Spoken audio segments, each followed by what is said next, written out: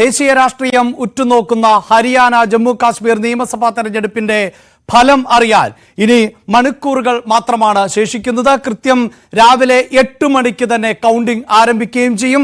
2024 ലോക്സഭാ തെരഞ്ഞെടുപ്പിൽ തുടർച്ചയായ 3ാം തവണയും BJP കേന്ദ്രത്തിൽ അധികാരത്തിൽ വന്നതിന് ശേഷം നടക്കുന്ന ആദ്യത്തെ നിയമസഭാ തെരഞ്ഞെടുപ്പാണ്. അതുകൊണ്ട് തന്നെ ഈ തെരഞ്ഞെടുപ്പ് പോരാട്ടത്തിന്റെ വിജയം BJPയെയും കോൺഗ്രസിനെയും മറ്റ് ഇതര രാഷ്ട്രീയ പാർട്ടികളെയും സംബന്ധിച്ചിടത്തോളം ഒരുപോലെ നിർണായകമായി മാറുന്ന സാഹചര്യമാണുള്ളത്. ഇനിയും മോദി തരംഗം കൊണ്ട്, മോദി പ്രഭാവം കൊണ്ട് സംസ്ഥാനങ്ങളിൽ വിജയക്കൊടി പാറിക്കാൻ BJPക്ക് സാധിക്കുമോ എന്നതാണ് അതിൽ ഏറ്റവും പ്രധാനം. ഭാരത് ജോഡോ യാത്രയിലൂടെ ശക്തമായി തിരിച്ചുവരവ് നടത്തിയ രാഹുൽ ഗാന്ധിക്ക് സംസ്ഥാനങ്ങളിൽ വലിയ സ്വാധീനം ചെലുത്താൻ ശേഷിയുണ്ടോ എന്നതിന്റെ ലിറ്റ്മസ് ടെസ്റ്റ് കൂടിയായി മാറുന്നുണ്ട് ഹരിയാനയിലെ തെരഞ്ഞെടുപ്പ് ഫലം. എന്താണ് ഹരിയാനയെ സ്വാധീനിക്കാൻ പോകുന്നത്? ഹരിയാനയുടെ രാഷ്ട്രീയ ഭൂമികയിൽ ഇനിയും പിടിച്ച് വളർന്നു വരാൻ കോൺഗ്രസിന് സാധിക്കുമെന്ന സൂചനകൾ തന്നെയാണ് എക്സിറ്റ് പോൾ ഫലങ്ങൾ എല്ലാം നൽകുന്നത്. അതേസമയം ജമ്മു കാശ്മീരിൽ തൂക്കുസഭയ്ക്കുള്ള സാധ്യതയാണ് കൽപ്പിക്കപ്പെടുന്നത്. ഒരു പതിറ്റാണ്ടിന് ശേഷം നടന്ന വോട്ടെടുപ്പിൽ ജമ്മുവിലെ ജനങ്ങൾ അതിശക്തമായി ജനാധിപത്യത്തെ പിന്തുണയ്ക്കുന്നു എന്ന് തെളിയിക്കുമ്പോൾ ജമ്മു കാശ്മീർ ആർക്കൊപ്പം നിൽക്കും? പ്രത്യേകിച്ച് സംസ്ഥാനത്തിന്റെ പ്രത്യേക പദവികൾ എല്ലാം റദ്ദാക്കിയ ശേഷമുള്ള പൊതു തെരഞ്ഞെടുപ്പ് കൂടിയാണ് നടക്കുന്നത്. എന്തായാലും ന്യൂസ് 18 കേരളത്തിന്റെ സമഗ്രമായ കവറേജ് രാവിലെ 7:30 മുതലാണ് ഇടവേളകൾ ഇല്ലാതെ ആരംഭിക്കുന്നത്. മറ്റേതൊരു മലയാളം ടെലിവിഷൻ ചാനലിനും അവകാശപ്പെടാൻ പറ്റാത്ത ഒന്ന് തീർച്ചയായും ഈ തെരഞ്ഞെടുപ്പ് സമയത്തും ഞങ്ങൾക്ക് അവകാശപ്പെടാൻ സാധിക്കും. അതിന് കാരണം ഞങ്ങളുടെ ഇന്ത്യ ഒട്ടാകെ വ്യാപിച്ചു കിടക്കുന്ന നെറ്റ്വർക്ക് തന്നെയാണ്. ഹരിയാനയിലും ജമ്മു കാശ്മീരിലുമുള്ള ഞങ്ങളുടെ ടെലിവിഷൻ ചാനലുകൾ അവിടുത്തെ റിപ്പോർട്ടർമാർ നൽകുന്ന ഡേറ്റകളുടെ അടിസ്ഥാനത്തിൽ മാത്രമായിരിക്കും ഞങ്ങൾ പ്രേക്ഷകരിലേക്ക് ലീഡ് നില ഉൾപ്പെടെയുള്ള വിവരങ്ങൾ പങ്കുവയ്ക്കുക. മറ്റു ചാനലുകളുടേതുപോലെ അനാവശ്യമായ കണക്കുകൂട്ടലുകളില്ല. കയറ്റിയടിച്ച് പ്രേക്ഷകരെ ആശങ്കയുടെയും ആകാംക്ഷയുടെയും മുൾമുനയിൽ നിർത്തുകയുമില്ല. മറിച്ച് എന്താണോ ഹരിയാനയിൽ സംഭവിക്കുന്നത്, എന്താണോ ജമ്മു കാശ്മീരിൽ സംഭവിക്കുന്നത്, അതുമാത്രമായിരിക്കും ഞങ്ങൾ പ്രേക്ഷകരിലേക്ക് എത്തിക്കുക. 7:30 മുതലാണ് തത്സമയം തെരഞ്ഞെടുപ്പ് വാർത്തയും വിശകലനങ്ങളുമായി ഞങ്ങൾ ചേരുന്നത്. പക്ഷേ മോർണിംഗ് വൈബ്സിൽ ആദ്യം തന്നെ ഹരിയാനയിലെയും ജമ്മു കാശ്മീരിലെയും രാഷ്ട്രീയ വിശേഷങ്ങളിലേക്കാണ്, കൗണ്ടിംഗ് ഒരുക്കങ്ങളിലേക്കാണ്. പൊളിറ്റിക്കൽ ഡെസ്കിൽ നിന്നും കിരൺ ബാബുവാണ് ഏറ്റവും പുതിയ വിവരങ്ങളുമായി ചേരുന്നത്. കിരൺ, ഇതാ വോട്ടെണ്ണൽ ആരംഭിക്കാൻ ഇനി ഏതാനും മിനിറ്റുകൾ എന്ന് തന്നെ നമുക്ക് പറയാൻ സാധിക്കും. കാരണം 8 മണിക്ക് കൃത്യം വോട്ടെണ്ണൽ ആരംഭിക്കും. ആദ്യം നിശ്ചയിക്കുക പോസ്റ്റൽ വോട്ടുകൾ തന്നെയായിരിക്കും. ഏതാണ്ട് 9 മണിയോടുകൂടി നമുക്ക് ട്രെൻഡ് മനസ്സിലായി തുടങ്ങും. 10 മണിക്ക് കൃത്യമായൊരു പിക്ചർ, അതായത് എക്സിറ്റ് പോളുകളിൽ പറയുന്നത് പോലെയുള്ള ഒരു ഫലമാണ് ഹരിയാനയിലെങ്കിൽ അവിടെ കോൺഗ്രസിന് മുൻതൂക്കം ലഭിക്കുന്നുണ്ടോ? BJP പ്രതീക്ഷകളെ മറികടന്നുകൊണ്ട് ഹാട്രിക്കിലേക്ക് കടക്കുമോ? ജമ്മു കാശ്മീർ ആർക്കനുകൂലം?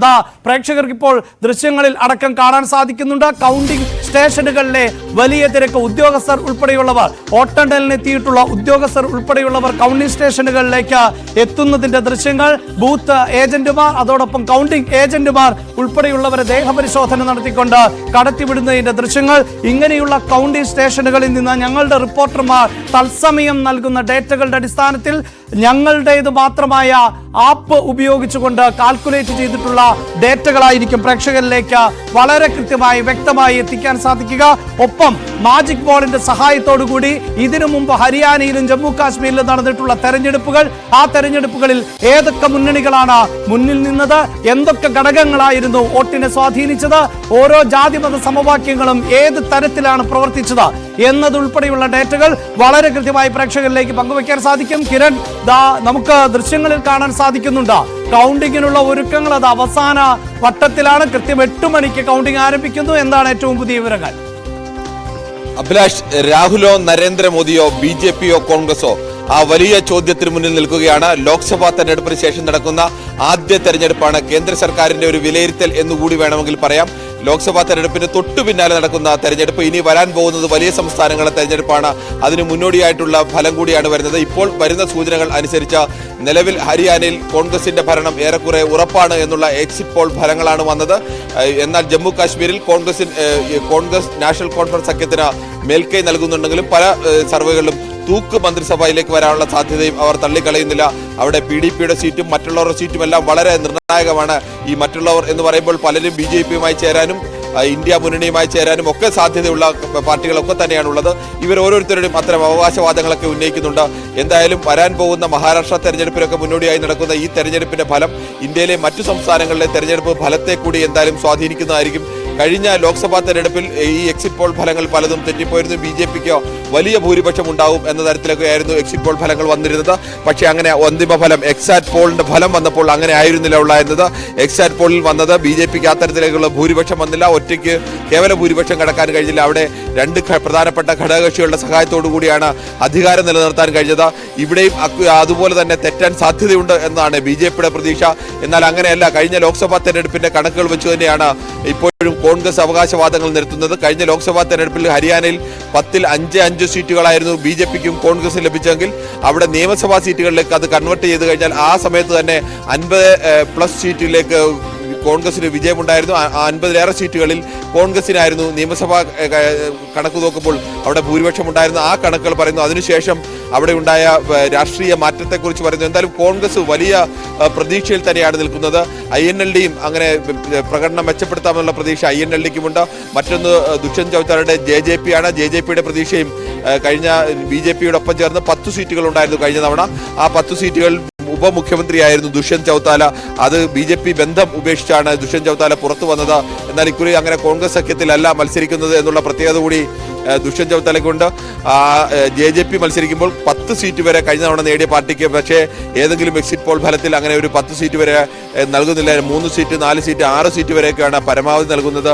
അവരുടെ പ്രകടനം എങ്ങനെ ആയിരിക്കും എന്നതും ഏറ്റവും ആകാംക്ഷയാണ്. തീർച്ചയായും അവിടെ കിരൺ, ഈ തെരഞ്ഞെടുപ്പ് പ്രചാരണത്തിന്റെ സമയത്തടക്കം കോൺഗ്രസിന്റെ മുന്നിൽ നിന്ന് നയിച്ചത് ഭൂപേന്ദർ കൂടിയാണ്. എങ്കിലും മുഖ്യമന്ത്രി എന്ന നിലയിലേക്ക് ഉയർത്തി കാണിച്ചിരുന്നില്ല. പക്ഷേ എക്സിറ്റ് പോൾ ഫലങ്ങൾ പുറത്തു വന്നതിന് തൊട്ടു പിന്നാലെ അടക്കം AICC ആസ്ഥാനത്തെത്തുകയും അത്തരം ഡൽഹി എന്നത് ഹരിയാനയുടെ ഏറ്റവും ചേർന്ന് നിൽക്കുന്ന സംസ്ഥാനമാണ് എന്നറിയാം. ഒരുപക്ഷെ മലയാളികൾക്ക് ഒരു ട്രെയിൻ യാത്ര നടത്തിയാൽ എത്താവുന്ന ദൂരം, അത്രയും മാത്രം ദൂരം, അങ്ങനെ ട്രെയിൻ യാത്രയ്ക്കുള്ള അകലം മാത്രമേ ഉള്ളൂ, അല്ലെങ്കിൽ വിമാനയാത്രയ്ക്കോ ഒന്നും അത്രമേലടുത്ത ഒരു സംസ്ഥാനമാണ്. എന്തായാലും AICC ആസ്ഥാനത്തെത്തി കൂടിക്കാഴ്ചകളടക്കം നേതാക്കളുമായി നടത്തുന്നുണ്ട്. അതിൽ നിന്ന് തന്നെ സർക്കാർ രൂപീകരിക്കാമെന്ന കൃത്യമായ ഒരു ഉറപ്പ് അല്ലെങ്കിൽ ആത്മവിശ്വാസത്തിലാണ് കോൺഗ്രസ് എന്ന് തന്നെയല്ലേ മനസ്സിലാക്കേണ്ടത്?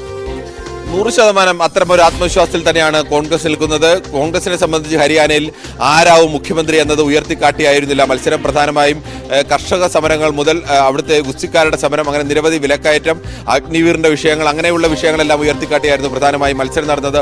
പ്രധാനപ്പെട്ട നേതാക്കൾ ഭൂപീന്ദർ സിംഗ് ഹൂഡയും കുമാരി ഷെൽജയും സുർജേവാലയും ഒക്കെയാണ്. കുമാരി ഷെൽജ തുടക്കഘട്ടത്തിലൊക്കെ അവരുടെ സ്ഥാനാർത്ഥികൾ, അവർ നിർദ്ദേശിച്ചവരെ സ്ഥാനാർത്ഥികളാക്കിയില്ല എന്ന പേരിൽ പ്രചരണത്തിൽ നിന്ന് ആദ്യഘട്ടത്തിൽ വിട്ടുനിൽക്കുന്ന അവസ്ഥയൊക്കെ ഉണ്ടായിരുന്നു. അവസാന ഘട്ടത്തിൽ മുൻ PCC അധ്യക്ഷൻ കൂടിയായ അശോക് തൻവർ, ദളിത് വിഭാഗത്തിൽ നിന്നുള്ള പ്രധാനപ്പെട്ട നേതാവാണ്. പലതവണ പാർട്ടി മാറിയ ആളാണെങ്കിലും ഏറ്റവും അവസാനം അമിത്ഷായുടെ റാലിയിൽ നിന്നാണ് നേരെ ഇറങ്ങി കോൺഗ്രസിലേക്ക് മടങ്ങി വന്നത്. അങ്ങനെ പ്രധാനപ്പെട്ട പല നേതാക്കളുമുണ്ട്. ആരായിരിക്കും അവസാനം? നിലവിലെ സാഹചര്യത്തിൽ ഹൂഡയ്ക്ക് തന്നെയാണ് കൂടുതൽ പ്രാമുഖ്യം, അല്ലെങ്കിൽ ഹൂഡയ്ക്കാണ് കൂടുതൽ സാധ്യത എന്ന് വേണമെങ്കിൽ പറയാം. എന്തായാലും കോൺഗ്രസ് അവിടെ ഒരു സർക്കാർ രൂപീകരിക്കും എന്നുള്ള തികഞ്ഞ ആത്മവിശ്വാസത്തിൽ തന്നെയാണ് നിൽക്കുന്നത്. ജമ്മു കാശ്മീരിനെ സംബന്ധിച്ചും ഇതേ സമാനമായ ഒരു ആത്മവിശ്വാസം കോൺഗ്രസ് നാഷണൽ കോൺഫറൻസ് സഖ്യത്തിനുണ്ട്. കോൺഗ്രസ് നാഷണൽ കോൺഫറൻസ് സഖ്യം പ്രതീക്ഷിക്കുന്നത് PDP വല്ലാതെ തകർന്നു, സ്വന്തമായി ഭൂരിപക്ഷം കിട്ടാതിരിക്കുകയും അല്ലെങ്കിൽ PDP വല്ലാതെ തകർന്നു പോകാതിരിക്കുകയും ചെയ്യുന്ന ഒരു അവസ്ഥ വന്നാൽ PDPക്കും കഴിഞ്ഞ തവണ BJPക്കൊപ്പം ചേർന്നതുകൊണ്ടാണ് PDPക്ക് കനത്ത തിരിച്ചടി തുടർന്നുള്ള തെരഞ്ഞെടുപ്പുകളിലൊക്കെ നേരിടേണ്ടി വന്നത്. തെരഞ്ഞെടുപ്പിന് ശേഷം അത്തരത്തിലേക്ക് ഒരു സഖ്യത്തിലേക്ക് അല്ലെങ്കിൽ അവരുടെ പിന്തുണയിലേക്കൊക്കെ നീങ്ങാനുള്ള സാധ്യതയുണ്ട്.